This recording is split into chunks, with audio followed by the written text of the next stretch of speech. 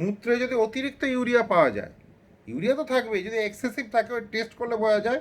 এটা ডাক্তারবাবুরা further test দেন, USG করলে অনেকটা বোঝা যায়। এটা হচ্ছে যে তার হচ্ছে কিডনিটা হচ্ছে ইনঅ্যাক্টিভ হয়ে যাচ্ছে, মাইটোকন্ড্রিয়া যুক্ত ডিএনএ অর্জিত হয় মাতৃশরীর থেকে। আর ভেস্টিজিয়াল অর্গান হচ্ছে নিষ্ক্রিয় অঙ্গে, যে ভেস্টিজিয়াল অর্গান, ভেস্টিজেল না, বানানটা আমার ডাউট লাগছে, আমি দাগ দিয়ে রাখছি, আমি পরে দেখছি। অ্যাকচুয়ালি ভেস্টিজেল বা ভেস্টিজিয়াল অর্গান, ভেস্টিজিয়াল অর্গান মানে হচ্ছে অ্যাপেন্ডিক্স আর কক্সিস, নিষ্ক্রিয় অঙ্গ। এগুলো একসঙ্গে সক্রিয় ছিল, এখন আর লাগে না, বলে দিয়েছি তো। আগে শাকসবজি খেতাম বলে আমাদের হচ্ছে কাঁচা শাকসবজিকে হজম করতে হতো, ফলে হচ্ছে অ্যাপেন্ডিক্সটা এখন নিষ্ক্রিয় হয়ে গেছে। গরু ফরুর ক্ষেত্রে এগুলো অ্যাক্টিভ। অ্যালার্জির ওষুধ হলো হচ্ছে অ্যান্টিহিস্টামিন জাতীয়, অ্যালার্জি হলে ওষুধ দিয়ে দিলে কমে যায়। সূর্যমুখী তেলে পলি আনস্যাচুরেটেড ফ্যাটি অ্যাসিড বা পিইউএফএ থাকে, দেবে লেখা থাকে পিউফা যুক্ত, মানে আনস্যাচুরেটেড, স্যাচুরেটেড নয়। স্যাচুরেটেড হলে সম্পৃক্ত হলে চর্বি জমে যাবে, আমাদের শিরা ধমনী বুঝিয়েছি আগের দিন। আর আনস্যাচুরেটেড হলে জমবে না। দেখবে যারা ম্যাক্সিমাম বাড়িতে সাদা তেলে লুচি টুচি খায়, আবার অনেক বাড়িতে সাদা তেলে মাংসও খায়, কি বিচ্ছিরি খেতে লাগে, সে যে যার খাওয়া সে তার খাবে, আমার মনে হলো বললাম। তো যাই হোক, ওই পিউফা বলে দে, পিউফা মানে poly unsaturated fatty acid. Pashmina এক ধরনের কাশ্মীরি উল, এটা পাওয়া যায় চাংথানগি গোট থেকে পাওয়া যায়, প্রচণ্ড হচ্ছে দামি। কিডনি স্টোন ও গর্ভাটা স্টোন রোগীদের বাঁধাকপি, টমেটো, দুধ ইত্যাদি ডিম বেশি খাওয়া উচিত না, কারণ এইসব খাদ্যগ্রহণে শরীরে ক্যালসিয়াম অক্সাইডের পরিমাণ বেড়ে যাবে আর পাথরটা আরও বড় হয়ে যাবে।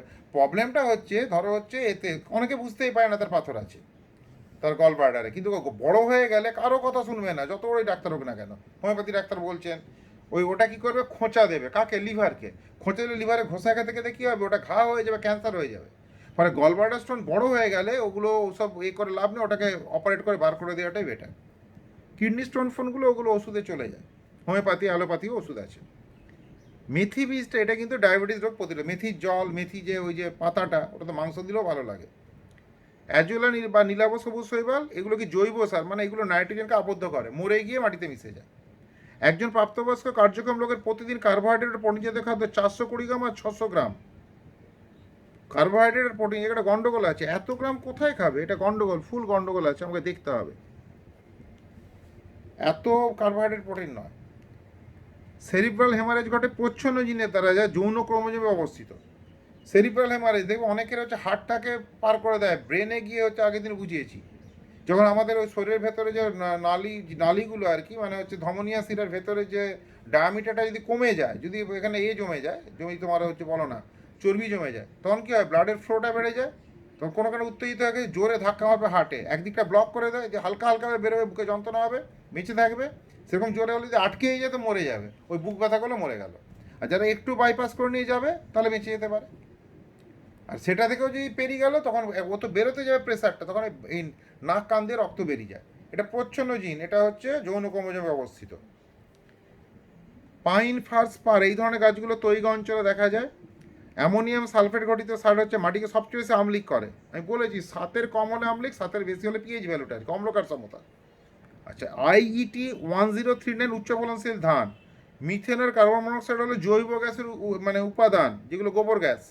সবচেয়ে ক্যালোরিযুক্ত, কার্বমূল্য বেশি ফ্যাটে, কিন্তু ইনস্ট্যান্ট সোর্স অফ এনার্জি বলে গ্লুকোজকে বলতে হবে, যেটা বলেছি।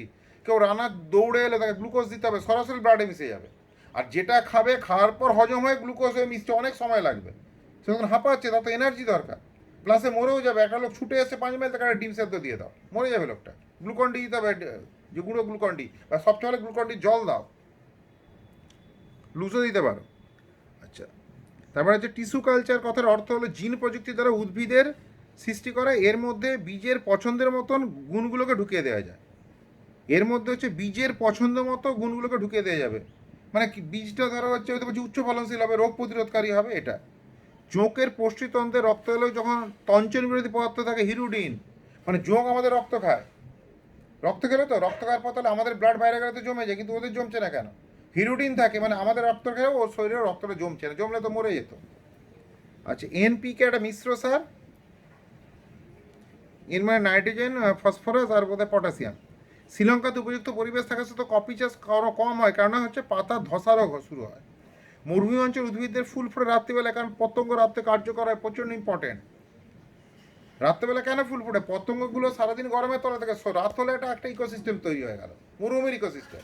পতঙ্গ বেরোচ্ছে, তাকে খাওয়ার জন্য একটা পানি বেরোচ্ছে, তাকে খাওয়ার জন্য একটা পানি বেরোচ্ছে, সাপ, বিভিন্ন লিজার্ড, এগুলো। এই জন্য এটাকে বলে হচ্ছে ওই জন্য ফুল পলিনেশন হবে। পলিনেশন কী হবে, পতঙ্গদের পায়ে লেগে ডানায় লেগে ওই জন্য রাত্রেবেলা ফুল ফোটে, এবং সাদা রঙের হয় যাতে দেখতে পায় সবাই। বৃদ্ধিরত ভ্রূণকে রক্ষা করে অ্যামনিয়ন। যখন একটা মানব শরীরে ভ্রূণ এলো, ভ্রূণটাকে একটা স্যাক থাকে, একটা থলির মধ্যে ভেতরে জল থাকে, ওই জল শুকিয়ে গেলেও প্রবলেম হয়। দানা শস্যের মধ্যে গম আর অদানাদার শস্যের মধ্যে তৈলবীজের উৎপাদন সর্বাধিক ভারতবর্ষে। এতটা আজকে থাকলো। আচ্ছা, এই ছবিটা আমি করিয়েছি কিনা আমি জানি না।